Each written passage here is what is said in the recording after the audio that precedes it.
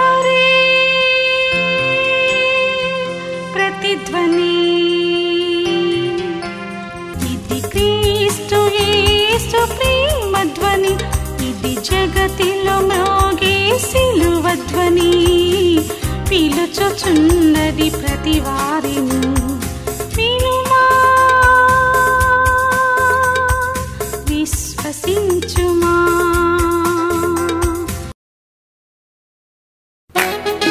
చప్పట్లు కొట్టాలి అందరూ కూడా.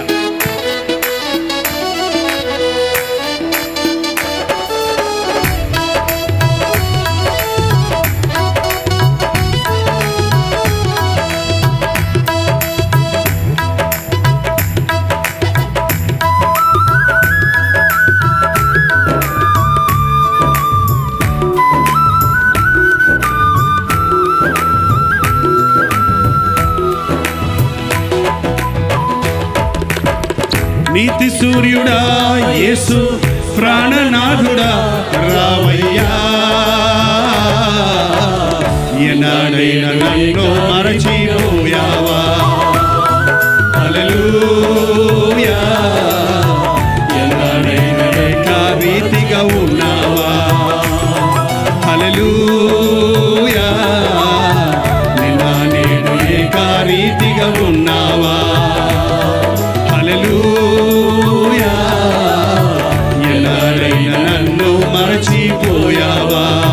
అందరూ పాడాలండి. నీతి సూర్యుడా యేసు ప్రాణనాథుడా రావయ్యా నిన్న నేను ఏకారీతిగా ఉన్నావా హల్లెలూయా ఎన్నాడైనా నన్ను మరచిపోయావా హల్లెలూయా నిన్న నేను ఏకారీతిగా ఉన్నావా హల్లెలూయా ఎన్నాడైనా నన్ను మరచిపోయావా.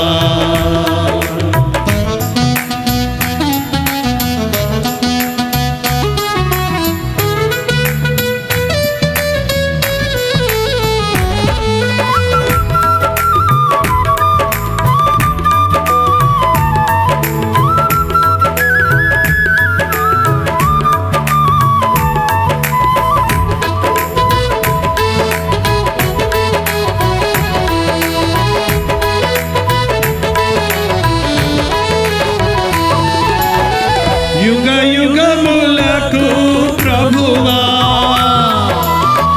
తరతరములకు రాజువా యుగ యుగములకు ప్రభువా తరతరములకు రాజువా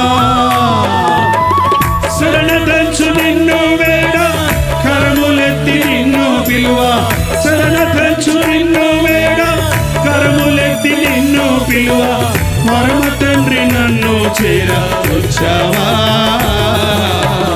నిన్న నేడు ఏకారీతిగా ఉన్నావా హల్లెలూయా ఎన్నాడైనా నన్ను మరచిపోయావా హల్లెలూయా నిన్న నేడు ఏకారీతిగా ఉన్నావా.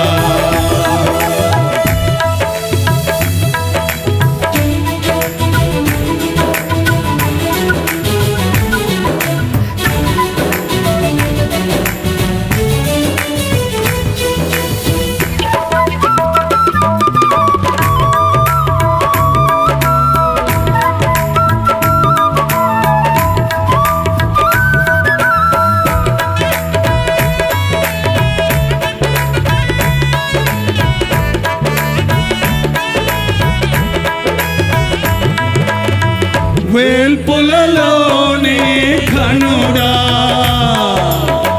పదివేలలో అతి ప్రియుడా వేల్పులలోనే ఘనుడా పదివేలలో అతి ప్రియుడా కృపా సత్య సంపూర్ణుడా సర్వశక్తి సంపన్నుడా కృపా శక్తి సంపూర్ణుడా సర్వశక్తి సంపన్నుడా పరమ తండ్రి నన్ను చేర వచ్చావా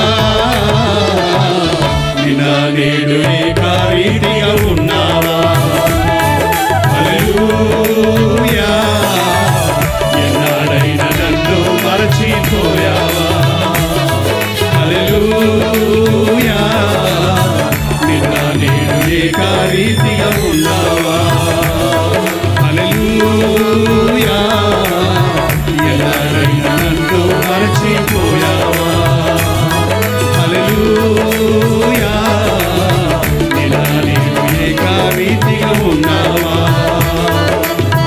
నీతి సూర్యుడా యేసు ప్రాణనాథుడా రామయ్యా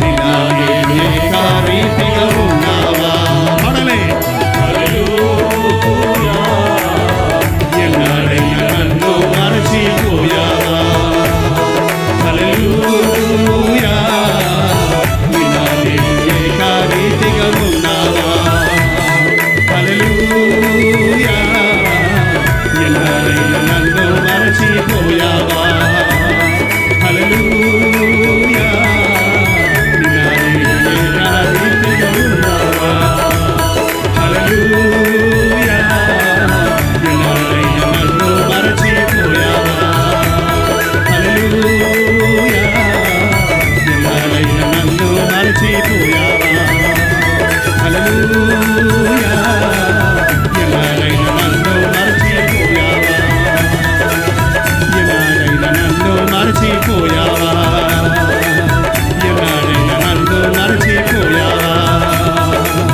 ఎన్నాడైనా నన్ను మరచిపోయావా నీతి సూర్యుడా యేసు ప్రాణనాథుడా రామయ్యా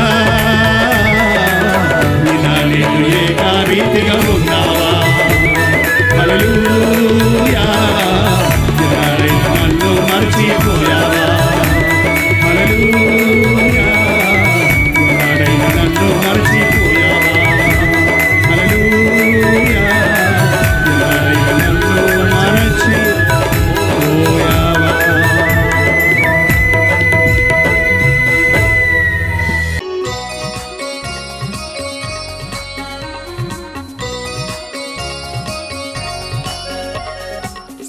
సర్వలోకముకు సువార్తనందించుడి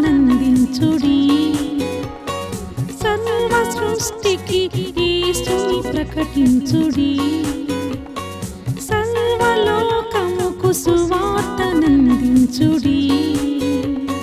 సర్వ సృష్టికి యేసుని ప్రకటించుడి యేసే మార్గమని యేసే సత్యమని యేసే మార్గమని యేసే సత్యమని యేసే జీవమని చాటుడి సువార్తను యేసే జీవమని చాటుడి సువార్తను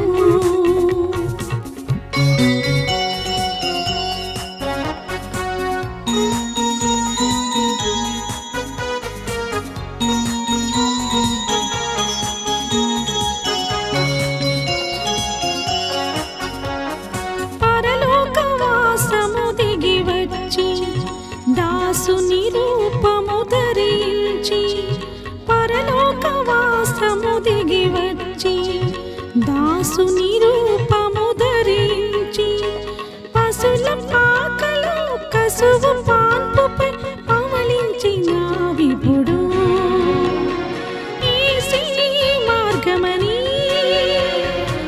యేసే సత్యమని యేసే జీవమని చాటుడి సువార్తను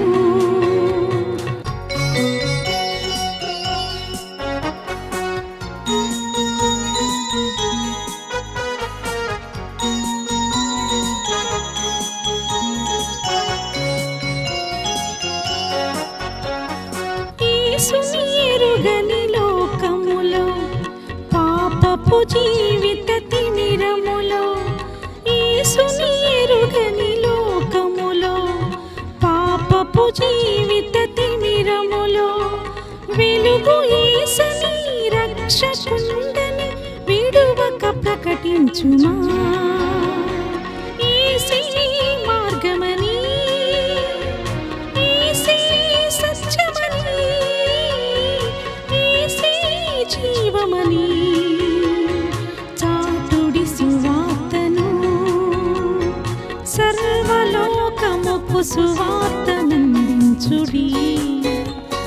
సర్వ సృష్టికి యేసుని ప్రకటించుడి యేసే మార్గమని యేసే సత్యమని యేసే మార్గమని యేసే సత్యమని యేసే జీవమని చాటుడి సువార్తను యేసే జీవమని చాటుడి సువార్తను యేసే జీవమని చాటుడి సువార్తను.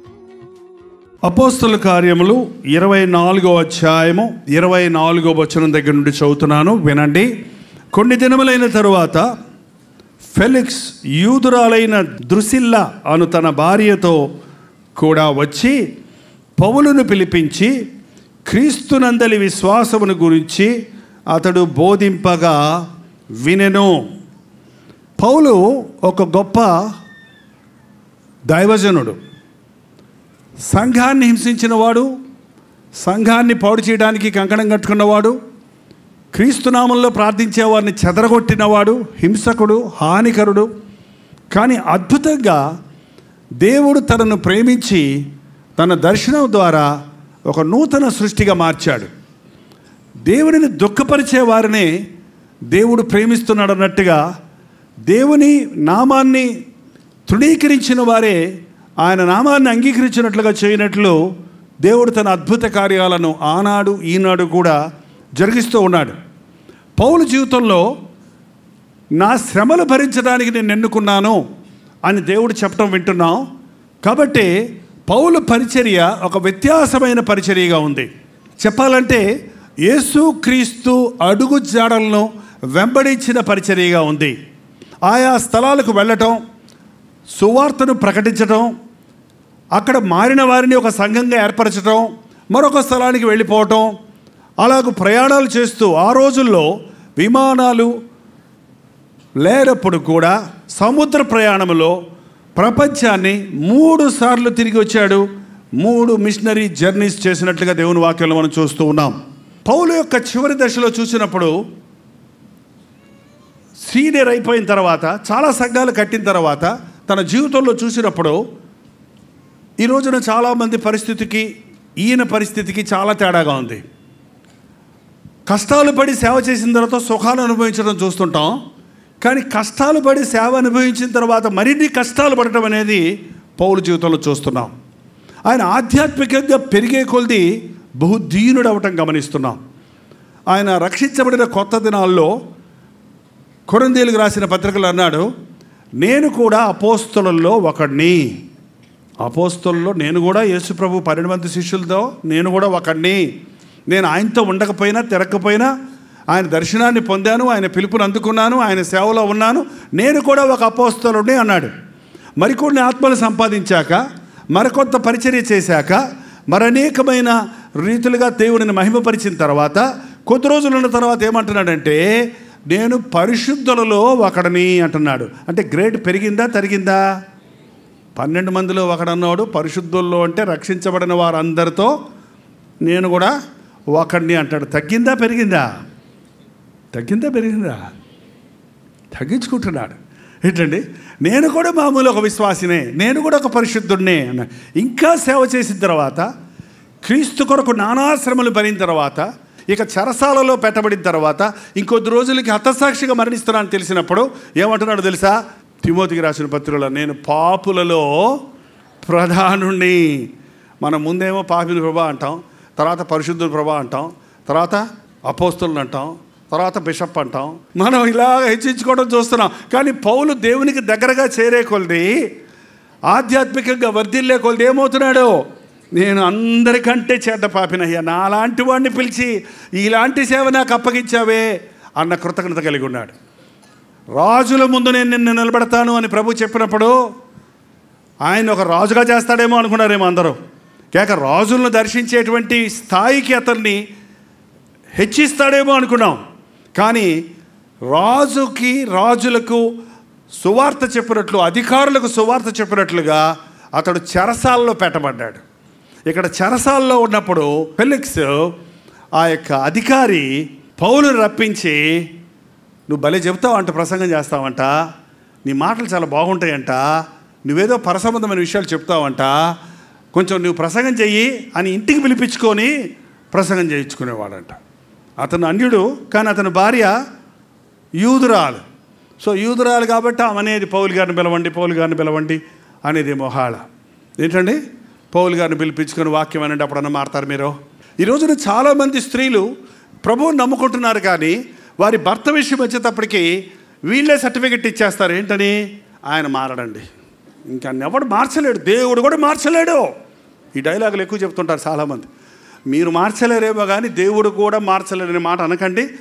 యేసు ప్రభువు మార్చలేని వ్యక్తి ఈ లోకంలో ఎవ్వడూ లేరు. మీరు బైబిల్ చదవండి, తెలుస్తుంది. ఎంత మొండి వాళ్ళైనా, ఎంత మొరటి వాళ్ళైనా, ఎంత దెయ్యాల చేత పీడించబడుతున్న వారైనా, ఎంత పాపాత్ములైనా, ఎంత దుర్మార్గులైనా, ఎంత నరహంచకులైనా యేసు ప్రభు ప్రేమ చేత పట్టబడిన వారున్నారు, మార్చబడిన వారున్నారు, క్రీస్తు సాక్షులుగా బ్రతికిన వారు ఉన్నారు. మీరు మీ ఇంటి యజమాని కోసం ప్రార్థన చేయండి. మీ ప్రవర్తన సరిగా చూసుకోండి.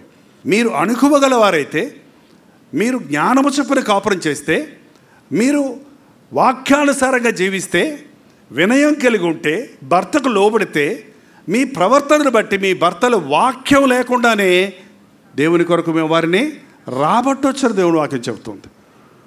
చైనీస్ సామెత ఉంది ఏంటంటే, భార్య అనుకోగలదైతే భర్త ఆమె గీసిన గీటు దాటడు. అర్థమైందా, అర్థం కాలేదా? భార్య గయ్యాలైతే భర్త ఇంటికే రాడు. జగడగొండితో నివసించడం కంటే అరణ్యంలో ఒక మూల ఉండటం మేలు. ఈ తాగుబోతులయ్యే భర్తల గురించి వింటున్నప్పుడు భార్యల మీద కూడా నెపం మోపాలనిపిస్తుందండి నాకు. నువ్వు నిజంగా నీ భర్తను ఆదరిస్తే, అతన్ని పట్టించుకుంటే, అతని కలవరం ఉన్నప్పుడు, భయం కలిగినప్పుడు, లేక దుర్వ్యసనానికి ప్రారంభ దశలో ఉన్నప్పుడు అతన్ని నీ లాలనతో, ప్రేమతో, నీవు ఓర్పుతో ఆయన ప్రేమించి ఆయన్ని సహించుకుంటే ఆయన మారటానికి అవకాశం ఉందండి. నువ్వు మళ్ళీ ఒక్కసారి నువ్వు తాగే వచ్చావు. నేను తాగలేదమ్మా, మొన్న ఒక్కరోజు తాగా, స్నేహితులు బలవంతం చేసి. ఇప్పుడు నువ్వు తాగావు, నువ్వు ఒకసారి చేయను, నేను మా అమ్మగారింటికి వెళ్ళిపోతా అంటే ఏం చేస్తారు చెప్పండి? నువ్వు మా అమ్మగారింటికి వెళ్ళిపోతావు, ఆయన సారాయి కొట్టుకు వెళ్ళిపోతాడు. ఏమైందండి, ఏమైపోయింది? ఇంకా ఎంతమంది ఈ రోజున కుటుంబాలు కూలగొట్టుకుంటున్నారు. అందుకే జ్ఞానవంతురాలు ఇల్లు కట్టును, 3 రాళ్ళు తన చేతులతో తన ఇల్లు ఓడబెరుకును. ఒక వ్యక్తిని మార్చాలంటే కొట్టి తిట్టి మార్చలేమండి, బలవంతంగా ఎవరిని మార్చలేము. యేసుక్రీస్తు ప్రతి వారికి స్వేచ్ఛనిచ్చాడు, ఆయనే స్వేచ్ఛనిచ్చాడు. ఇదిగో వెలుగు, ఇదిగో చీకటి, ఇదిగో జీవము, ఇదిగో మరణము, ఏది కావాలో కోరుకో. ఆయన తలుపు యొద్ద నిలబడి తడుతున్నాడు. ఎవరైనా తలుపు తీస్తే లోపలికి వస్తా, తీయకపోతే బద్దలు కొట్టుకొని లోపలికి వస్తాడన్నాడా? బద్దలు కొట్టుకుంటాడు ఆయన. నువ్వు కావాలంటేనే ప్రభువు నీకు. కానీ ఈ రోజున యేసుక్రీస్తు యొక్క ప్రేమను వినిపిస్తే, ఆయన వాక్యాన్ని వినిపిస్తే, ఆయన నామాన్ని మహిమపరిచినట్లుగా మన బ్రతుకుల్లో ఆయన్ని చూపిస్తే, మన చుట్టూ ఉన్నవారు నీ దేవుడు నాకు కావాలి, నిన్ను ఆశీర్వదించిన దేవుడు నన్ను ఆశీర్వదించాలి, నిన్ను స్వస్థపరిచిన ప్రభువు నన్ను స్వస్థపరచాలి, నీకు సమాధానం ఇచ్చిన దేవుడు నాకు ఇవ్వాలి అని ముందుకు రావడానికి అవకాశం ఉంది. భార్యలారా, మీ స్వపురుషులకు లోబడి ఉండండి. ఎంతకాలం లోబడంటారండి, ఎంతకాలం లోబడమంటారండి అంటున్నారు. లోబడండి. లోబడి చెడిపోయినోడు ఎవరు లేడండి, తిరగబడి చెడిపోయిన వాళ్ళు 3 మంది ఉన్నారు. లోబడటం అనేది నేర్చుకోవాలి. ఇక్కడ ఒక విశ్వాసి, ఒక యూదా మతానికి చెందిన భార్య, ఒకవేళ ఆమె బలవంతంతో అతన్ని రప్పించమని పౌలు గారిని అడిగింది కాబోలు, అతను రప్పించి పిలిపించుకొని దేవుని వాక్యము బోధించగా విన్నాడు. వాక్యం వినండి, వినండి, వినండి, వినండి. బైబిల్ చదవండి, చదవండి, చదవండి, చదవండి. 2 బ్యాలెన్స్గా ఉండాలి. కొందరు అందరు ప్రసంగాలు వింటారు, బైబిల్ మాత్రం చదవరు. ఏమవుద్దప్పుడు మీ బుర్ర? స్వచ్ఛమైన సువార్త అంటారు, కానీ సువార్త స్వచ్ఛమైందో లేదో నీకు ఎట్ట తెలుసు? నేను చెప్పేది కరెక్ట్ అంటాడు పాస్టర్ గారు, అది కరెక్టో లేదో నీకు ఎట్ట తెలుసు చెప్పండి? అంచెదినములలో అనేకమైన అబద్ధ ప్రవక్తలు బయలుదేరుతారు. ప్రతి ఆత్మను నమ్మక ఇవి దేవుని సంబంధమైందో లేదో అని పరిశీలించండి. ఎలాగ పరిశీలిస్తాం? మన టెక్స్ట్ బుక్ ఇది. ఏదండి? ఒక తమ్ముడిని అలాగే అడిగాను, బ్రదర్ వాక్యం చదువుకుంటావు? చదువుకున్నానన్నా. ఏం చదివావు అని అడిగాను అనుమానం వచ్చి. ఆత్మను ఆర్పకుడి అని చదివానన్నా. నిన్నేం చదివావు? ఏంటండి? యేసు కన్నీళ్ళు విడిచను అని చదివాను. మొన్న ఏం చదివావు? దొంగిలి కూడదు అని చదివాను. ఎక్కడ చదివావు ఇవన్నీ? క్యాలెండర్లో చదివాడంట. అద్దం దగ్గర పెట్టుకుంటాడంట, తలదూకుంటూ వాక్యం చదువుకుంటూ వెళ్ళిపోతాడంట. బ్రేక్ఫాస్ట్ ఏం తిన్నావు ఇవాళ? 3 ఇడ్లీ తిన్నానా? నిన్నేం తిన్నావు? 2 దోశలు. మొన్న ఏం తిన్నావు? 4 చపాతీలు. ఇంత ఇడ్లీ ముక్క, ఇంత చపాతీ ముక్క, ఇంత దోశ ముక్క తిని వెళ్ళిపోవచ్చు కదా, టైం లేదని. రోజు ఇంత తిన్నావు అనుకో, ఇడ్లీ ముక్క ఇంత తిన్నా, ఒక అన్నం ముక్క, ఒక అన్నం మెతుక, ఒక చేప ముక్క, ఒక మాంసం ముక్క, ఒక కోడి మాంసం ముక్క, ఇంత మొక్కలు తినేసి రోజు వెళ్ళిపోతున్నావు అనుకోండి, టైం లేదని ఎట్టుంటావు చెప్పండి? అంటే పడిపోతావు. ఏంటండి? వాక్యం కూడా సమృద్ధిగా చదవకుండా ఏదో పాస్టర్ గారు అడుగుతారనో, అమ్మ నాన్న అడుగుతారనో, ఇంకెవరో చెప్తారనో, లేదా మనసాక్షి ప్రేరేపించిందనో ఓ చిన్న బిడ్డ చదువుకుంటే సరిపోద్దా?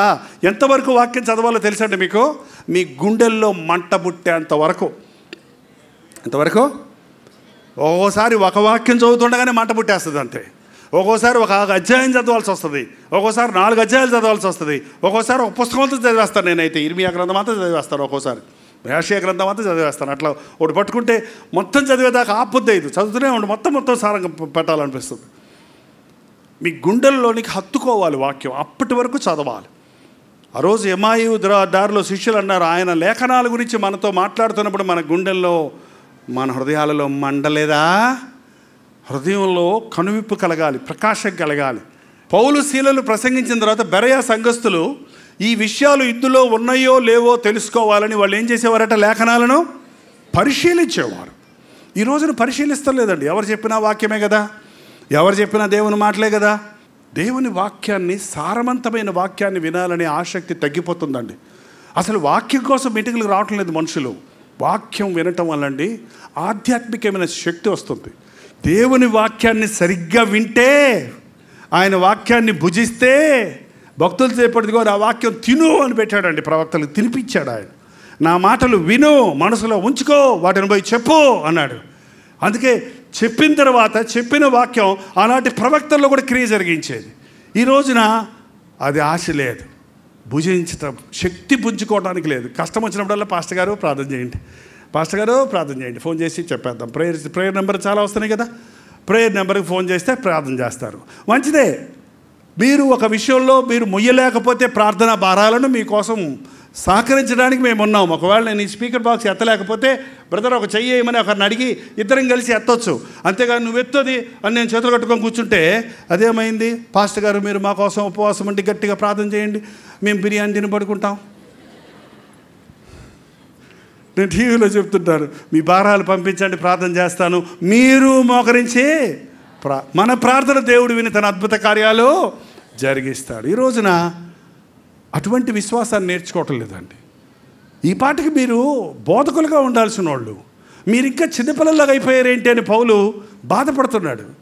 మీరు ఎప్పటి నుంచో దేవుని వాక్యం వింటున్నవారు, ఈ పాటికి మీరు 10 మంది కోసం మీరు ప్రార్థన చేసేవాళ్ళు అవ్వాలి. కానీ మీరు ఇంకా మా కోసం ప్రార్థన చేయండి, మా కోసం ప్రార్థన చేయండి, మేము పోరాడలేకపోతున్నాం సాతాను శక్తులతో అంటున్నారు. కారణం మీరు ఆధ్యాత్మికంగా ఎదుగుదల రావటం లేదు. ఇక్కడ పౌలు ప్రసంగంలోని సారాన్ని 25వ వచనం చూడండి. అప్పుడు నీతిని గురించియు, ఆశా నిగ్రహమును గురించియు, రాబో విమర్శను గురించియు ప్రసంగంలో ఉన్నది. ఏముంది పౌలు గారి ప్రసంగంలో? స్వస్థతల గురించియు, లాభములను గురించియు, మేలులను గురించియు అన్నారా? ఏమంటున్నాడండి?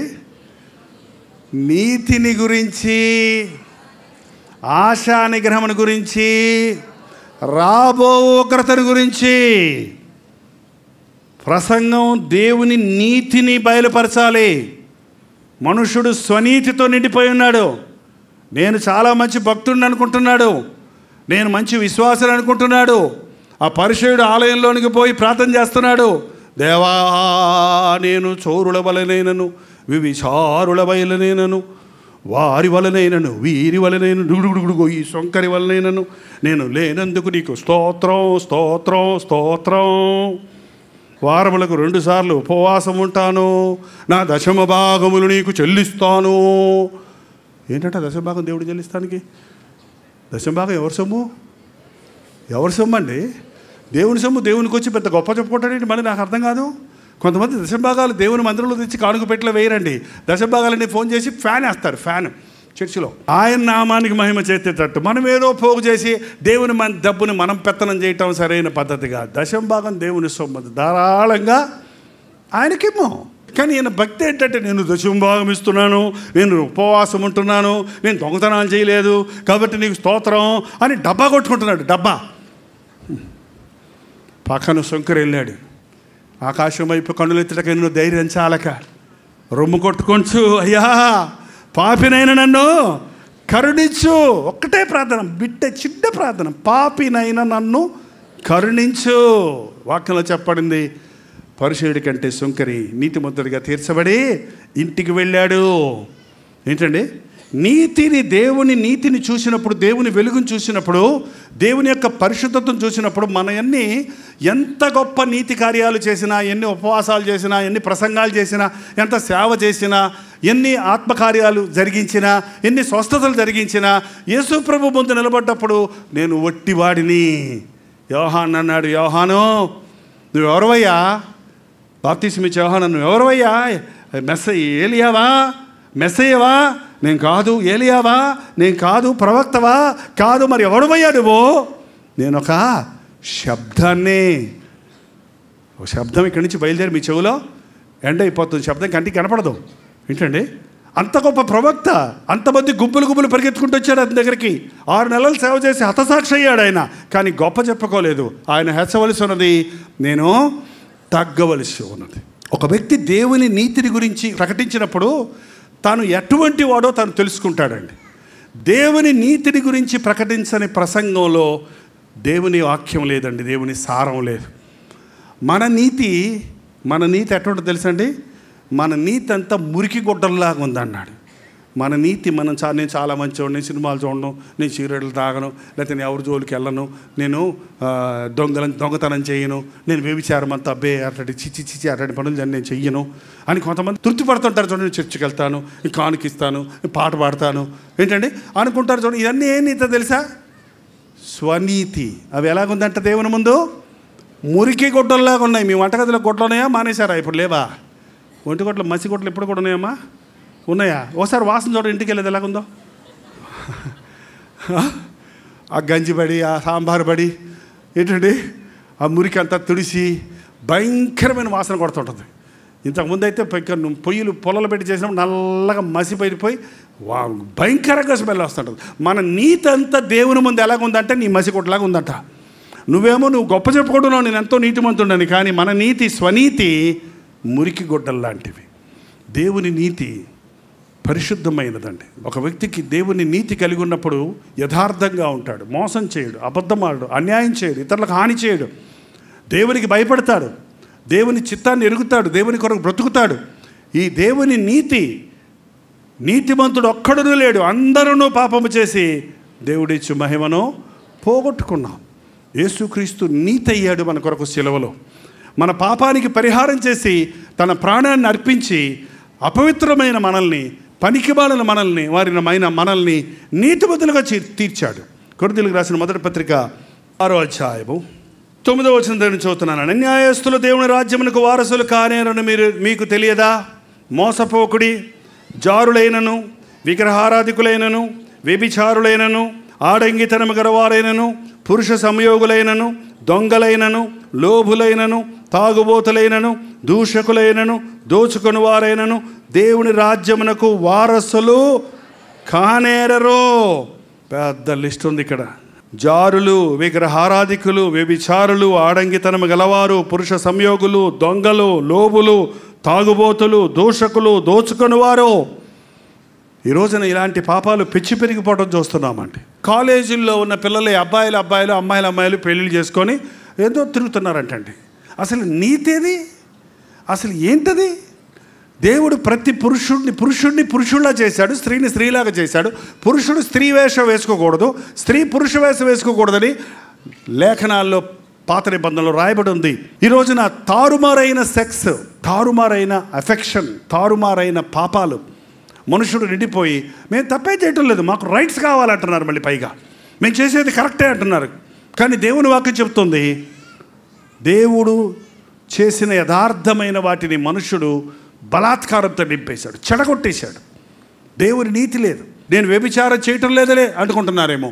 వ్యభిచారము చేయవద్దన్న మాట మీరు విన్నారు కదా. నేను మీతో చెప్పినదేమనగా, మోహపు చూపుతో ఒక స్త్రీని చూచి ప్రతి ఒక్కడు తన హృదయంలో వ్యభిచారము చేయుచున్నాడు. నువ్వు క్రియల్లో వ్యభిచారం చేయకపోయినా నీవు పాపం చేస్తున్నావు అన్నది దేవుని వాక్యాన్ని, యేసయ్య మాటలు విన్నప్పుడే మనకు తెలుస్తుందండి. లేకపోతే నేనేం పెద్ద పెద్ద పాపాలు చేయలేదు కదా, నేను ఎవరిని హాని చేయలేదు కదా, నేను ఎవరిని హత్య చేయలేదు కదా. ఏంటండి, నరహత్య చేయవద్దన్న మాట మీరు విన్నారు కదా. నేను మీతో చెప్పినదేమనగా, తన సహోదరుడు చూసి ద్రోహి అనేవాడు నరకాగ్నికి పాత్రుడు. చూడండి, మనం స్వనీతితో నిండినప్పుడు మన పాపాలన్నీ కూడా మంచిగానే అనిపిస్తాయి. కానీ దేవుని నీతి ముందు నిలబడ్డప్పుడు మనం ఎంత ఘోరమైన కార్యాలు చేస్తున్నామో తెలుసుకుంటాం. మన సంగతి మనం తెలుసుకుంటాం. మీలో కొందరు అట్టివారై ఉంటుంది కానీ ప్రభు అయిన యేసుక్రీస్తు నామమునను మన దేవుని ఆత్మయందును మీరు కడుగబడి పరిశుద్ధపరచబడిన వారై నీతిమంతులుగా తీర్చబడ్డారు. నేను దొంగను కాబట్టి ఇక్కడ దొంగలాగే ఉంటాను, నేను వ్యభిచారంలో పడ్డాను కాబట్టి ఇంక అందులోనే ఉంటాను, నేను తాగుడికి అలవాటు అయిపోయాను కాబట్టి నేను తాగుడులోనే ఉంటాను అనవలసిన అవసరమో లేదు. నువ్వు పడిన చోటు నుండి దేవుడు నిన్ను లేపడానికి సిద్ధంగా ఉన్నాడు. చాలామంది విశ్వాసులు ఒకప్పుడు బాగా ఉండేవారు, ఈ రోజున యవనస్తులు ముఖ్యంగా చాలామంది నాతో చెప్తుంటారు, అన్న ఏంటయ్యా మీటింగ్ రావటం మానేసావు బాబు అంటే, పడిపోయానన్నా అన్నాడు. పడిపోయావా? మీరు ఎప్పుడైనా రోడ్డు మీద పడ్డారా? ఎప్పుడన్నా పడ్డారా? కాలు జారి పడ్డారా? పడ్డప్పుడు ఏం చేశారు? ఓ సంవత్సరం ఉన్నారు అక్కడ. మీకు తెలుసో తెలీదో, ఆటోమేటిక్గా దేవుడు మనకు ఆ శక్తిని ఇచ్చాడో, మనం ఎంత వేగంగా పడతామో అంతకంటే వేగంగా లేచి నిలబడతాం. కాలు ఇరిగిపోయినా కూడా లేచి నిలబడతాం. తర్వాత తెలుస్తుంది నొప్పి, అప్పుడు తెలీదు. రక్తం కారుతున్నా కూడా లేచి నిలబడతాం. ఎందుకంటే వెంటనే లేవడానికి దేవుడు శక్తిని ఇచ్చాడు. మరి పాపంలో పడ్డోడు కూడా 3 నెలలు పడద్దా లేవటానికి? వెంటనే లేవచ్చు. పడిన వారిని లేపగలిగిన వాడు ఆయన. నేను పాపంలో ఉన్నాను కాబట్టి నేను అలాగే ఉంటాననొద్దు. నిన్ను నీతిమంతుడిగా తీర్చడానికి ఆయన రక్తాన్ని చిందించాడు. ఆయన రక్తంలో నీవు కడగబడ్డప్పుడు నీకు మచ్చైన, డాగైన, మరకైనా లేకుండా నూతన సృష్టిగా నిన్ను దేవుడు చేయగలిగిన వాడిగా ఉన్నాడు. ఒకవేళ మీరు పొరపాటున శోధనలో పడి ఉంటే, మీరు తెలియక పడి ఉంటే, తెలిసి పడి ఉంటే లేవండి. యేసుక్రీస్తు యొక్క నీతి మనల్ని కొట్టివేసేది కాదు, కానీ ఆయన మన నీతి మనల్ని పరిశుద్ధపరుస్తుంది. ఆయన మనల్ని నీతిమంతులుగా తీర్చడానికే ఈ లోకంలోనికి వచ్చాడు. పాపమెరుగని ఆయన మన కొరకు పాపమై మన కొరకు నీతిని యాగము ద్వారా, శిలువ యాగము ద్వారా సంపాదించి ఉన్నాడు. యేసుక్రీస్తు నామములో నీవు నీతిమంతుడుగా, నీతిమంతురాలుగా తీర్చబడగలవు. మీరు బైబిల్లో చూడండి, యేసు ప్రభు దొంగలను మార్చాడు. సాతాను చేత పీడించబడుతున్న వారిని విడిపించి నూతనమైన వ్యక్తులుగా చేశాడు. 7 దెయ్యములు పెట్టిన మగ్దలేని మరియను విడిపించి క్రీస్తు సేవకురాలుగా చేశాడు. ఈరోజు కూడా ఎందరో వారి జీవితాలను మార్చుకొని ప్రభు వైపు తిరుగుతున్నారు. నిన్ను నీవు చూసుకున్నప్పుడు ఎంత అపవిత్రుడిగా ఉన్నావో గ్రహిస్తావు. నీవు ప్రభు వైపు చూసినప్పుడు ఆయన ఎంత నీతిమంతుడు గుర్తిస్తావు. ఆయన నీ కొరకు చేసిన యాగాన్ని అంగీకరించినప్పుడు నీవు కూడా నీతిమంతుడిగా మార్చబడతావు. ఈరోజు ఇక్కడి నుంచి నీతిమంతులుగా తీర్చబడి వెళ్ళాలి. మీరు ఈరోజు నీ పాపాలు విడిచిపెట్టిపోవాలి. మళ్ళీ వెళ్ళి పాత జీవితంలోకి వెళ్ళకూడదు. ఇక ఈరోజు దేవుడిని ఇక్కడ తీసుకొచ్చాడు. ఆయన రక్తం నిన్ను కడగాలని, ఆయన ఆత్మకార్యం నీలో జరగాలని. నీతిని గురించి, ఆశా నిగ్రహం గురించి, రాబో ఉగ్రతను గురించి, నీతిని గురించి బోధించాడు, ఆశా నిగ్రహమును గురించి బోధించాడు. క్రైస్తవ జీవితం యొక్క ఫలం ప్రేమ, సంతోషం, సమాధానం అని వెళ్ళి 9 ఫలాలు వచ్చి చివరికి వచ్చేటప్పటికి ఏమొచ్చింది? అది ఆశా నిగ్రహము. ₹1,00,000 కొత్త 2,000 రూపాయల నోట్లు కట్ట మీ ఎదురుగుండా కనపడింది అనుకోండి, ఎట్లుంటో చెప్పండి మీ మనసు? అసలు కళ్ళు అటు ఇటు తిప్పుతారా? తీసుకోండి అన్నాం అనుకోండి, ఈ ముందున్న వాళ్ళు వస్తారా, వెనకాల ఉన్న వాళ్ళు తొక్కుంటూ వచ్చేస్తారా? చెప్పండి. ఒక మంచి పదార్థం నీ ముందుంటే వద్దులే ఏంటంటే దురాశ, దుఃఖానికి చేటు. లోభత్వానికి మరో పేరు దురాశ. క్రైస్తవుడికి ఇది చాలు. దేవా నాకు ఇది ఇచ్చావు చాలు, నాకు ఈ వస్త్రాలు ఇచ్చావు చాలు, ఈ ఆహారం ఇచ్చావు చాలు, ఈ కారు ఇచ్చావు చాలు, ఈ భర్తనిచ్చావు చాలు,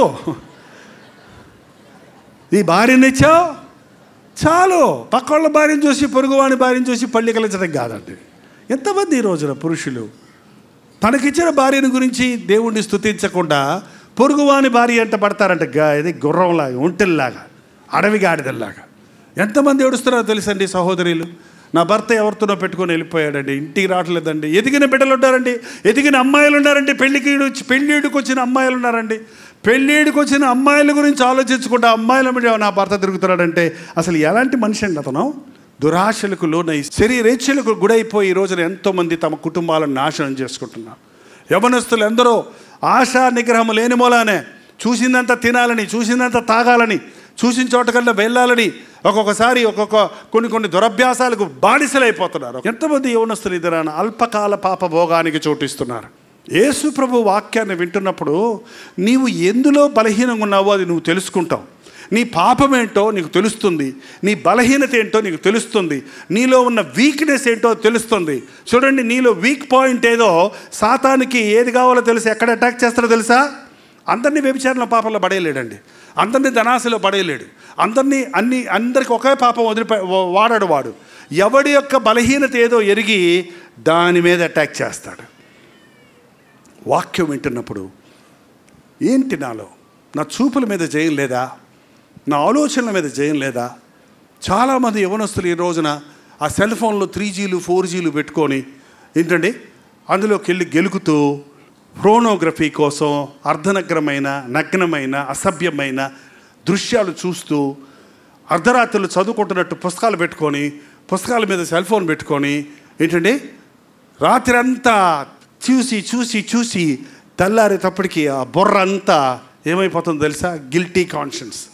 అమ్మతో మాట్లాడలేడు, నాన్నతో మాట్లాడలేడు, చదువు మీద కాన్సన్ట్రేట్ చేయలేడు. ఒక అబ్బాయి చెప్తున్నాడు, అన్నా నా మనసు అంతా పాడైపోయింది, పుస్తకం తీసి చదువుతుంటే చూసిన బొమ్మలే కనపడుతున్నాయి అన్న, నా పాఠాలు కనపడతలేదు, ఇక్కడ ఆ చూసిన బొమ్మలే కనపడుతున్నాయి.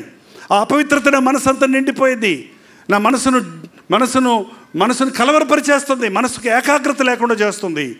దయచేసి అటువంటి బానిసలుగా ఉన్నవారు ఈ రాత్రి ఇక్కడ ఉంటే, ఆశా నిగ్రహము నేను చూడను, వ్యర్థమైన వాటిని చూడకుండా నా కన్నులు తిప్పివేయి అన్నాడు దావీదు. ఒకసారి చూశాడు పక్కవాని భార్య స్నానం చేస్తుంటే, దానివల్ల ఎంత కీడు తెచ్చుకున్నాడో, ఎంత వేదన తెచ్చుకున్నాడో, ఎన్ని శాపాలు తెచ్చుకున్నాడో మన బైబిల్లో చూస్తున్నాం. ఆ తర్వాత ప్రార్థన, వ్యర్థమైన వాటిని చూడకుండా నా కన్నులు తిప్పివేయి. యోబు భక్తుడు అంటున్నాడు, నా కన్నులతో నిబంధన చేసుకుంటుని నేను కన్యకను ఎలాగూ చూతును. నీ హృదయాన్ని పాడు చేసే వాటి మీద నీ దృష్టి ఉంచకండి. నీ మనస్సు ఆశించిన దానికి నువ్వు లొంగొద్దు. ఆశా నిగ్రహం అనేది గొప్ప ఫలం అండి. క్రైస్తవుడికి ఆశా నిగ్రహం ఉండాలి, ఆశా నిగ్రహం ఉండాలి. ఎవరో ఏదో చేస్తే దాన్ని మనం చేయకూడదు. ఎవరో ఏదో బాగుందంటే మనం దాన్ని తినకూడదు, లేక చూడకూడదు, లేక చేయకూడదు. పౌలు ప్రసంగిస్తున్నాడు, యేసుక్రీస్తునందు విశ్వాసం అంటే నేనేం చేయాలి? ముందు నువ్వు నీతిమంతుడిగా తీర్చబడాలి, నీవు ఆశా నిగ్రహం కలిగి ఉండాలి. నీ కళ్ళు ఆశించినవన్నీ చూడటం కాదు, నీ నోరు ఆశించినంత తినటం కాదు, నీ మనసు కోరిని అన్నీ చేయటం కాదు. నీవు దేవునికి భయపడి జీవించాలి, నీ దేహము దేవాలయంగా కాపాడుకోవాలి. ఈరోజున అటువంటి బోధ వింటున్నారా? అటువంటి బోధ మీరు వింటే పరిశుద్ధులు అవుతారు, ప్రభువుకు ఇష్టలు అవుతారు. ఆ పోతిఫర్ భార్య యోసేపు కొగ్గుబట్టుకొని నాతో సైనించు, నిన్ను యజమాని చేసేస్తాను, నువ్వు బానిసగా బతకాల్సిన అవసరం లేదు అని బలవంతం చేస్తుంటే ఏమన్నాడు? ఎవరు చూడటం లేదు రా దాని అంటే ఏమన్నాడండి? ఇంత ఘోరమైన దుష్కార్యమును దేవుని ఎదురు ఎలాగో చేతునని జారత్వము నుండి దూరముగా పారిపోయాడు. జారత్వము నుండి దూరముగా పారిపోవడం అని దేవుని వాక్యం చెప్తుంది. ఆ అమ్మాయి శోధించిందండి, అబ్బాయి శోధించాడండి, పడిపోయానండి అని చెబుతారు చాలామంది. అసలు అంత శోధనకు ఎందుకు చోటు ఇచ్చావు? కీడుగా కనుబడు దానికి దూరంగా ఉండవు, కీడుకు చోటు ఇవ్వద్దు. దేవుని బిడ్డలైన వారు దేహాన్ని పవిత్రంగా కాపాడుకోవాలి. నేను దేవుని సొత్తు, నేను విలువ పెట్టి నన్ను ప్రభువు కొన్నాడు, నా శరీరం దేవుని ఆలయము అన్న జ్ఞానం కలిగి ఉండాలి. ఆశా నిగ్రహం గురించి ఇంకో పాయింట్ ఉందండి.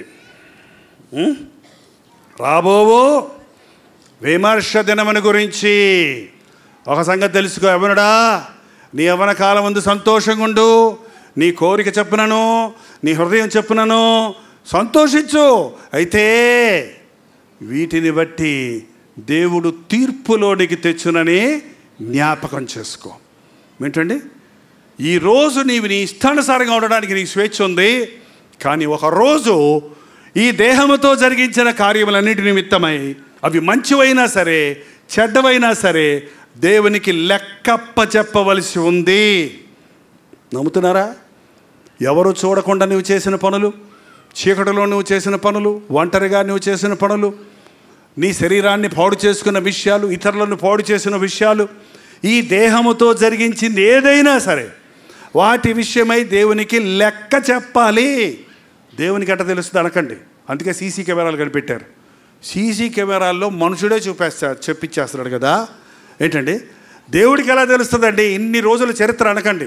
అక్కడ పుస్తకాలు ఉంటాయి, గ్రంథాలు ఉంటాయి అంటే నేను ఒకప్పుడు అనుకునేవాడిని ఇంతింత పెద్ద పెద్ద పుస్తకాలు ఉంటాయి కాబోలు, ఒక్కొక్కటి చరిత్రకి ఎన్ని పేజీలు ఉంటాయి రా నాయన, అబ్బో పరలోకం అంతా పుస్తకాలే ఉంటాయి అనుకున్నాను. తర్వాత తెలిసింది నోట్బుక్ కంప్యూటర్ వచ్చిన తర్వాత అసలు సంగతి. ఎంతంత నోట్బుక్ కంప్యూటరు ఏంటండి, మా దగ్గర చిన్న ల్యాప్టాప్లో వీడియోలు పెడుతున్నాం, ఆడియోలు పెడుతున్నాం. 50,000 అడ్రస్సులు ఉన్నాయి. 50,000 అడ్రస్సులు మీరు కలవరి ప్రేమదారికి సబ్స్క్రైబ్ చేస్తే మీ నెంబర్ కొడితే మీ పేరు, ఊరు, అడ్రస్సు, ఫోన్ నెంబరు, ఎప్పుడు కట్టారు, ఎంత కట్టారు, మీ సంగతి అంతా వస్తుంది. ఆఫ్టర్ ఆల్ మనుషుడికే ఇది వస్తే దేవుని దగ్గర నోట్బుక్ కంప్యూటర్లు ఉండవా? నీ బతుకంతా ఫిల్మ్ తీసి వేయడా? ఈ దేహంతో జరిగించినవన్నీ అన్నీ అన్నీ లెక్క చెప్పవలసి ఉందండి. ఈ భయం లేకుండా పనిచేస్తున్నామండి. మీకు ఎవరైనా ₹1,00,000 ఇచ్చి ఖర్చు పెట్టుకో అంటే ఎలా ఖర్చు పెట్టుకుంటారు చెప్పండి? మా ఇష్టం వచ్చిన ఖర్చు పెట్టుకుంటారు కదా. ₹1,00,000 ఇచ్చి ఖర్చు పెట్టుకో, లెక్క నాకు చెప్పు అన్నాడు అనుకోండి, అప్పుడు ఎట్లా ఖర్చు పెడతారు? చాలా జాగ్రత్త ఖర్చు పెడతాడు. పనికి మాలినట్టు ఖర్చు పెట్టరు. ప్రయోజనమైన వాటికే దేవుడు ఏమంటున్నాడు? ₹1,00,00,000 విలువైన మన శరీరం అండి ఆర్టిఫిషియల్గా తయారు చేయాలంటే కొన్ని కోట్ల మిలియన్ల డాలర్లు వస్తుందంటండి. ఇది చచ్చిపోతే అమ్మితే ₹6 పావలా వస్తుందంట మన శరీరం. ఎవరు కొండ ఇందులో ఉన్న ఐరన్, ప్రోస్పేటు, మన కెమికల్స్ ఉన్నాయి మన బాడీలో కదండి, మట్టి కదా, ఈ మట్టిలో కెమికల్స్ ఉన్నాయి. అవి అమ్మితే ₹6.20 వస్తుంది అంతే. కానీ ఒక వ్యక్తి యొక్క శరీరాన్ని తయారు చేయాలంటే, కన్ను తయారు చేయాలంటే 250 టెలివిజన్ స్టేషన్స్, 250 టెలివిజన్ ట్రాన్స్మిటర్స్ కావాలంట. ఒక్క కన్ను అంత పని చేస్తుంది మన కన్ను. మనకు తెలియటల్లా. కలర్ కన్నులు ఉన్నాయా మీకు అందరికి? బ్లాక్ అండ్ వైట్ కన్నులు ఉన్నాయా? ఏంటో మీ కళ్ళకి కలర్ కనపడుతుందా, బ్లాక్ అండ్ వైట్ కనపడుతుందా? మరి కలర్ కన్నులు ఇచ్చిన దేవుని తెచ్చకుండా కలర్ టీవీ లేదని ఎడుతారు ఎందుకు? ఒక కిడ్నీ ₹1,00,000 అన్నారు అప్పుడెప్పుడో, ఇప్పుడు 5 లక్షలు 3 లక్షలు అయిపోయింది. 2 కిడ్నీలు నీకు ఊరకనే ఉన్నాయి. ఇక్కడ దేవుడిని ఎంత విలువగా సృష్టించాడో తెలుసా? నీకు ఎంత విలువైన శరీరాన్ని ఇచ్చాడు, నీకు ఆయుష్ ఇచ్చాడు, నీకు జీవితం ఇచ్చాడు, నీకు జీవితం ఇచ్చాడు. 70 ఏళ్ళు, 60 ఏళ్ళు, 30 ఏళ్ళు, 40 ఏళ్ళు, ఎంత జీవితమో నీకు జీవించిన కాలం. నీకు ఇన్ని ఇచ్చే దేవుడు, నీకు తల్లిదండ్రులు ఇచ్చాడు, నిన్ను ప్రేమించే వాళ్ళు ఇచ్చాడు, నీకు సమస్తము దేవుడిచ్చి నీ ఇష్టం వచ్చినట్టు బ్రతుకు. కానీ ఒకటి, నువ్వు నా దగ్గరకు వచ్చినప్పుడు నీ దేహంతో జరిగించినవన్నిటి విషయమై నాకు లెక్క చెప్పాలి. కీర్తన 50:16 వచనం. భక్తిహీనులతో దేవుడు ఇట్లా సెలవిచ్చుతున్నాడు, నా కట్టడలు వివరించుటకు నీకే పని, నా నిబంధన నీ వటించదమేమి, దిద్దుబాటు నీకు అసహ్యం కదా. నీవు నా మాటలను వెనుకకు తోసివేయుచున్నావు, నీవు దొంగను చూచినప్పుడు వానితో ఏకీభవిస్తున్నావు, వ్యభిచారులతో నీవు సాంగత్యం చేయుచున్నావు, కీడు చేయవలన నువ్వు నోరు తెరుస్తున్నావు, నీ నాలుక కపటం కల్పించుచున్నది, నీవు కూర్చుని నీ సహోదరుని మీద కొండములు చెప్పుచున్నావు, నీ తల్లి కుమారుడి మీద అపనందలు మోపుచున్నావు. ఇవన్నీ చేస్తున్నాం మనం. ఇంకా దాన్ని వివరించాలంటే నాకు ఇంకో మెసేజ్ కావాలి. ఏంటండి? అపనందలు మోపుతున్నావు, అసహ్యం చేస్తున్నావు, దొంగతనాలు చేస్తున్నావు, వ్యభిచారులతో స్నేహం చేస్తున్నావు, ఇవన్నీ చేస్తున్నావు. 21వ వచనం. ఇట్టి పనులు నీవు చేసినను నేను మౌనినై ఉంటిని, అందుకు కేవలము నేను నీ వంటి వాడిని అనుకొనుచున్నావు. అయితే నీ కన్నుల ఎదుట ఈ సంగతులన్నీ నేను వరుసగా ఉంచి, నువ్వు దేహంతో చేసిన అన్ని వరుసగా పెంచి నిన్ను గద్దించదను. దేవుని మరచువారలారా, దీనిని యోచించుడి, లేని ఎడల నేను మిమ్మను చీల్చివేయుదును, తప్పించువాడెవ్వడును. ఇక్కడ అమ్మ కొడితే నాన్న దగ్గరికి వెళ్ళొచ్చు, నాన్న కొడితే ఫ్రెండ్ దగ్గరికి వెళ్ళొచ్చు, లేకపోతే మామ దగ్గరికి వెళ్ళొచ్చు, లేకపోతే ఇంకాడికన్నా వెళ్ళొచ్చు. కానీ రేపు ప్రభువు నిన్ను గద్దించినప్పుడు ఎక్కడికి పారిపోతావు అండి? ఎక్కడికి పారిపోతావు? వాడు ఒక్కడే ఉంటాడు, రెడీగా ఉంటాడు, రా రా రా అంటాడు. ఎవడాడు వాడు మాత్రం అందరికీ తెలుసండి. నాకు ఎక్కడికి వెళ్ళినా వాడు అనగానే అందరూ చెప్పేస్తున్నారు వాళ్ళు. మీ బాధ ఓల్డ్ ఫ్రెండా రియల్ ఫ్రెండా ఏంటండి? వాడు సాతానుగాడు, అపవాదికి దాని అనుచరులకు సిద్ధపరిచిన అగ్నిగుండంలోనికి మనలందరినీ, వాడిని అనుసరించిన వారందరినీ తీసుకెళ్ళాలని చూస్తుంది. దేవుడు మన కొరకు చేయలేదు, నరకాన్ని మన కొరకు చేయలేదు. ఒకటే మాట ఈ రోజున, నీ దేహంతో జరిగించినవన్నీ దేవుని ముందు లెక్క చెప్పాలి. ఈరోజు నేను సులువు ముందు నిలబడితే, నేను మారు మనసు పొందిన రోజు నాకు జ్ఞాపకం ఉందండి. ఫిబ్రవరి 15వ తారీఖు 1971 సంవత్సరం. నేను ప్రార్థన చేసుకుంటున్నప్పుడు నా పాపాలన్నీ నా కళ్ళ ముందుకు వచ్చాయండి. అంతమందికి నేను మంచోడు అనుకున్నా, మంచి కుర్రోడు అనుకున్నా. కానీ నేను చేసిన చిన్న చిన్న పాపాలు, ఆలోచనలు, చిన్న చిన్న దొంగతనాలు, చిన్న చిన్న మోసాలు, చిన్న చిన్న అన్యాయాలు పెద్ద పెద్ద కనపడుతున్నాయి. అవన్నీ కనపడుతున్నాయి నా కళ్ళ ముందుకి. నేను పశ్చాత్తాపడుతుంటే, ఏడుస్తుంటే నా కళ్ళ ముందుకు వచ్చిన పాపాలన్నీ యేసు ప్రభు సిలువకి, ఆ మేకుకి ఒక షీట్ లాగా నా పాపం వచ్చి అది తీసుకెళ్ళిపోయి టక్కున ఆ మేకు గుచ్చుకుపోతూ ఉంది. మీరు పాతకాలంలో బిల్లులు కట్టేటప్పుడు హోటల్లో గంట ఉంటుంది చూసారా? మీరు బిల్లు కట్టిన తర్వాత ఏం చేస్తాడు వాడు? చిల్లు పెడతాడు. దానికి చిల్లు పెట్టాడంటే ఏంటన్నమాట? పెయిడ్. ఆల్రెడీ దానికి డబ్బు కట్టేసావు. చిల్లు పెట్టకపోతే డబ్బు కట్టలేదు. నా పాపాలకు పరిహారం చేశాడు ప్రభు అని ఆ సిలువ మేకులకి ఆ పాపాల లిస్ట్ అంతా అంటుకుపోయిందండి. పావుదకు 2 గంటలు ఇంచుమించు రాత్రి నుంచి పొద్దున్న 8:30 దాకా నేను ప్రార్థన చేస్తూ ఉన్నాను. నాకు తెలియదు అసలు. నా పాపాలన్నీ ఒప్పుకున్నాను, చిన్న చిన్న పాపాలన్నీ ఒప్పుకున్నాను. నాకు దేవుని పరిశుద్ధాత్ముడు చూపించిన తప్పులన్నీ ఒప్పుకున్నాను, పశ్చాత్తాపడ్డాను, కన్నీటితో ఒప్పుకున్నాను. తెల్లారు లేసేటప్పటికి, కళ్ళు తెరిసేటప్పటికి నా హృదయంలో తేలికైపోయింది. నాకు కొత్తగా కనపడుతుంది లోకమంతా, కొత్తగా కనపడుతుంది చర్చ్ అంతా, తగతగలాడుతున్నాయి. నేను సైకిల్ వేసుకొని మా అమ్మ నాన్న చెబుతామని ఇంట్లో వెళ్తుంటే రోడ్లన్నీ ఏంటో బ్లూ పెయింట్ వేసినట్టున్నాయి, చెట్లన్నీ ఏంటో గ్రీన్ కలర్ వేసినట్టున్నాయి, ఏంటో ఆకాశం అంతా నీలి రంగులో ఉన్నట్టుంది.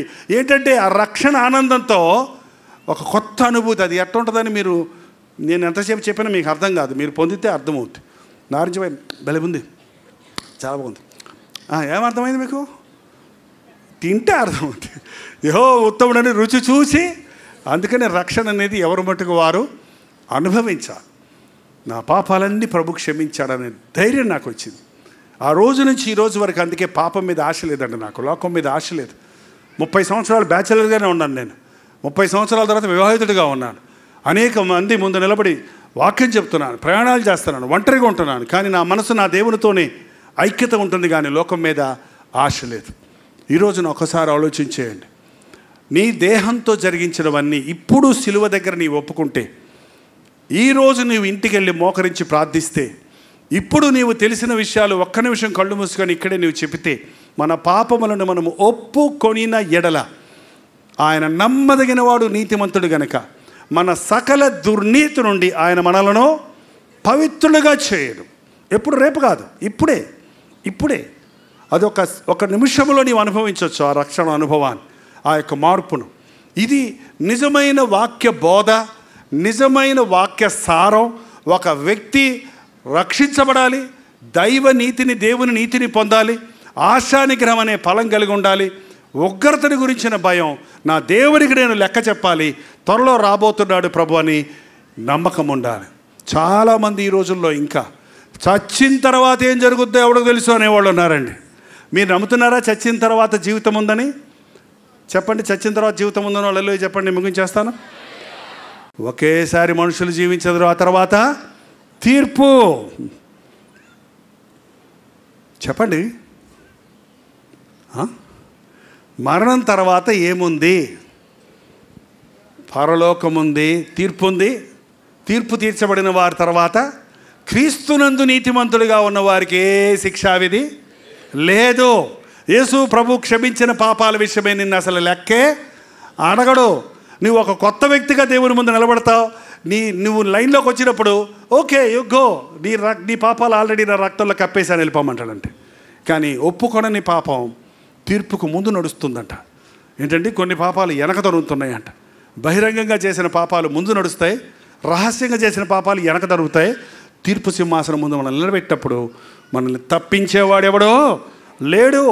అపవాదికి దాని అనుచరులకు సిద్ధపరిచిన అగ్నిగుండంలో అహర్నిశలో అల్లాడవలసి వస్తుంది. ఒక్కడు నశించకూడదని యేసుక్రీస్తు ఈ లోకంలోనికి వచ్చి మన పాపానికి పరిహారం చేసి ఆ ప్రేమ సువార్తను లోకమంతటికి ప్రకటించమని ఆయన ఆజ్ఞాపించి ఉన్నాడండి.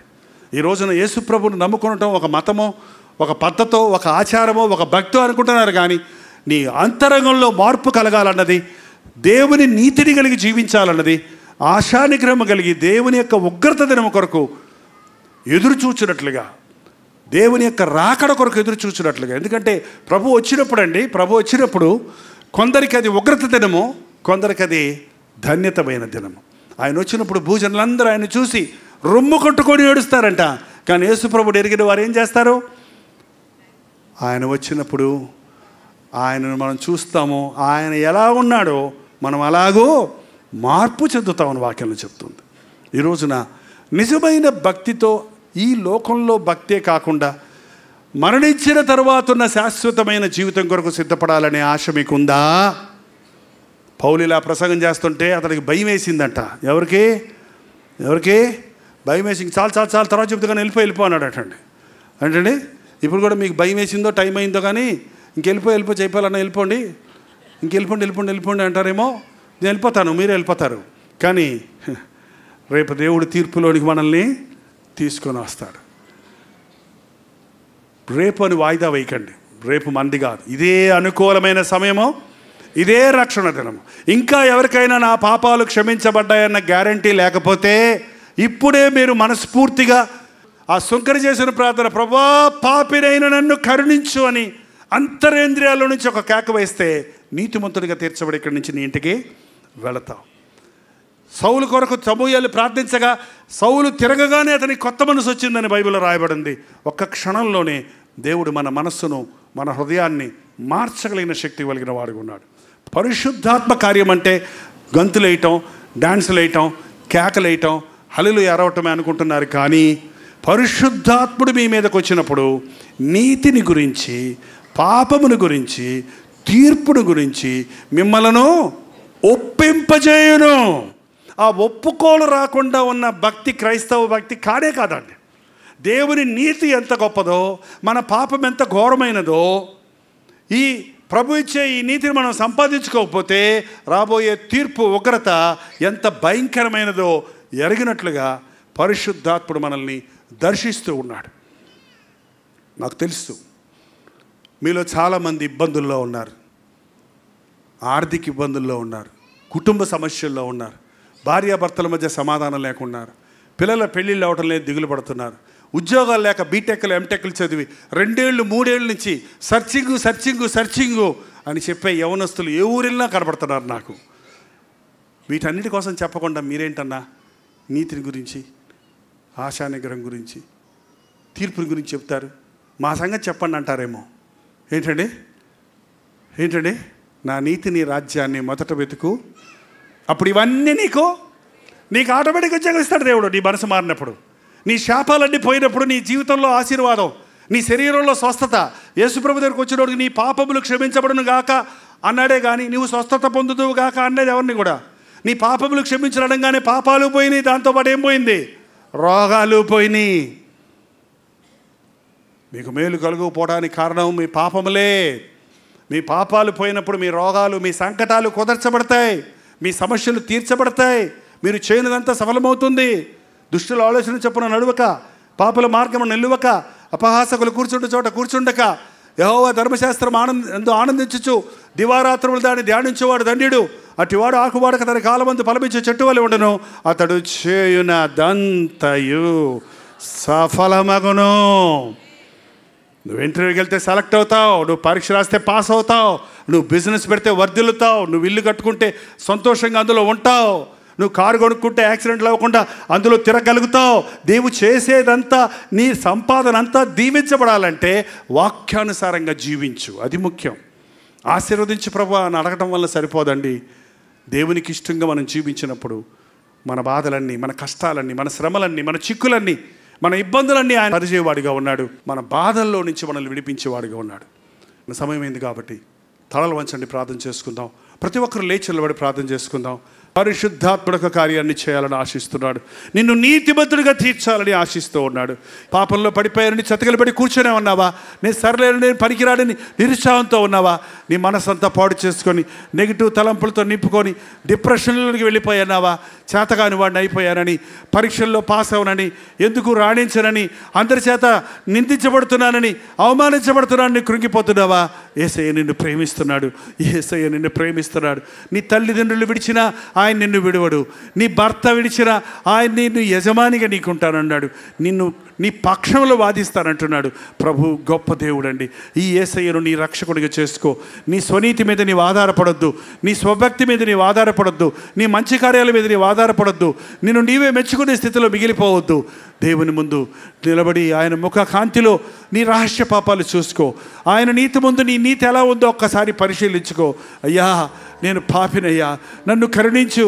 అయ్యా నేను దోషినయ్యా, నన్ను కరుణించు, నాకు సహాయం చేయమని ఒక్క కేక వేస్తే చాలు. ఈ రాత్రి ఇక్కడి నుంచి నీతివంతుడిగా తీర్చబడి వెళ్తావు. పరిశుద్ధుడా, ప్రేమగల తండ్రి, మా మొరలు ఆలకించు నాయన, మా మూలుగులు వినయ్యా, మా కన్నీటిని చూడయ్యా. మా హృదయాలను నీకు సమర్పించుకుంటుండగా మా హృదయాలలో నీ యొక్క పరిశుద్ధాత్మను కుమ్మరించుము నాయన. ఈ ఆవరణలోనికి వచ్చిన వారందరూ ఈ రాత్రి నీతిమంతులుగా తీర్చబడి ఇక్కడి నుంచి వెళ్ళాలయ్యా. ఆశా నిగ్రహం అనే ఫలముతో పాపము జోలికి పోక ప్రభు సాక్షులుగా బ్రతకాలయ్యా. రాబో ఉగ్రతను మేము తప్పించుకున్నటే కాక నశించిపోతున్న ఆత్మలను నిత్య నరకంలోనికి పోవుటకు పరుగులెత్తుతున్న వారిని యేసు వైపు మళ్లించాలనే భారము కలిగి ఉండటకు మాకు సహాయం చేయము. ఈ రాత్రి తిరిగి వెళ్ళిచుండగా నీ బిడలను నీ ఆత్మతో నింపి పంపించుమని, క్షేమమైన ప్రయాణాలు దయచేయమని, పరిశుద్ధాత్మ కార్యాలు మా అంతరంగముల్లో కొనసాగించుమని యేసు క్రీస్తు నామములో అడుగుచున్నాము తండ్రి. ఆమేన్.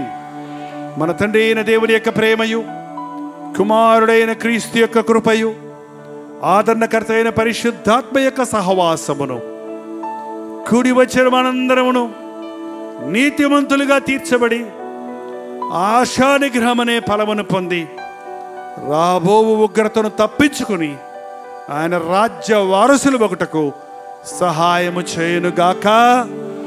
ఆమేన్, ఆమేన్, ఆమేన్.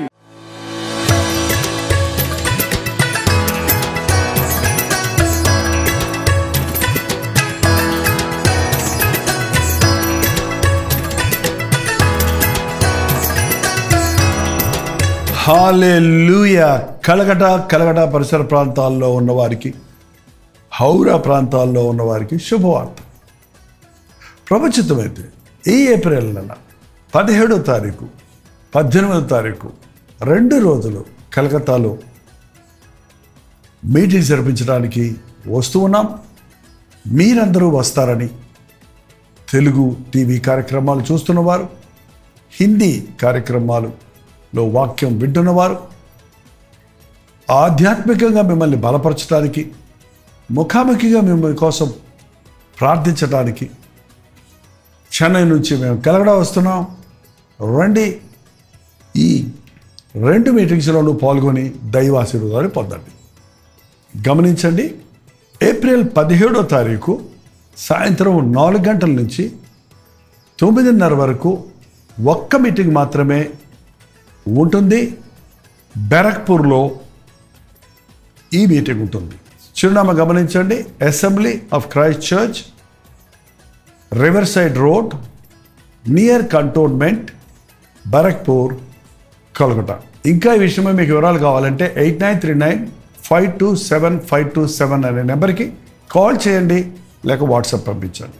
అలాగే ఏప్రిల్ 18వ తారీఖు 1 డే గెట్ టుగెదర్ను మీ కొరకు కలకటాలోని ధర్మశాలలో ఏర్పాటు చేస్తున్నాం. మధ్యాహ్నం 2 గంటల నుంచి 5 గంటల వరకు, అలాగే 6 గంటల నుంచి 9 గంటల వరకు 2 సెషన్స్ ఉంటాయి. తప్పకుండా హాజరవ్వండి. చిరునామా గమనించండి, Bible society of India, Dharamshala, Kolkata. ఇంకా ఈ విషయమై మీకు వివరాలు కావాలంటే 8939527527 527 అనే నెంబర్కి కాల్ చేయండి, లేక వాట్సాప్ పెట్టండి. అలాగే 893939393939 నెంబర్కి కూడా మీరు వాట్సాప్ ద్వారా తెలియచేయచ్చు. లింక్ మీకు పంపించడానికి మీరు సహకరించిన వారు అవుతారు. రండి, కుటుంబాలతో రండి, ప్రభునందు ఆనందిద్దాం, ప్రభు వాక్యాన్ని నేర్చుకుందాం. అన్నిటికంటే ముఖ్యంగా వాక్యం ద్వారా బలపడుతున్న మిమ్మల్ని ముఖాముఖిగా చూసి మీకోసం వ్యక్తిగతంగా ప్రార్థించడానికే మేము ఇంత దూరం మీ దగ్గరకు వస్తున్నాం. రండి, దేవుని సన్నిధిని అనుభవిద్దాం, ఆధ్యాత్మికంగా బలపడదాం. తప్పకొస్తారు కదా.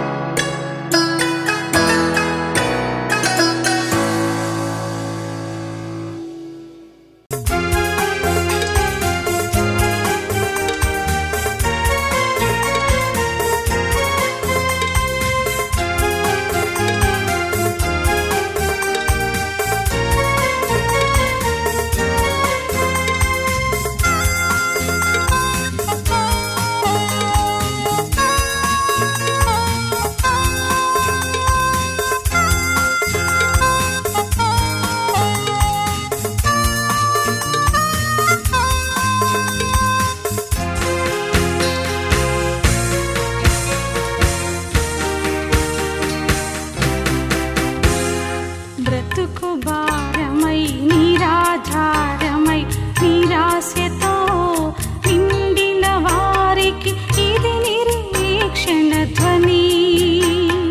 బ్రతుకు భారమై నిరాధారమై నిరాశతో నిండిన వారికి ఇది నిరీక్షణ ధ్వని.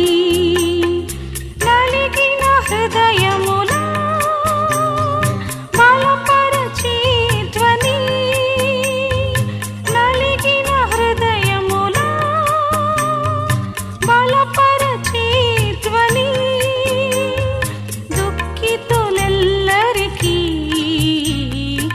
ఇది ఆదరణ ధ్వని.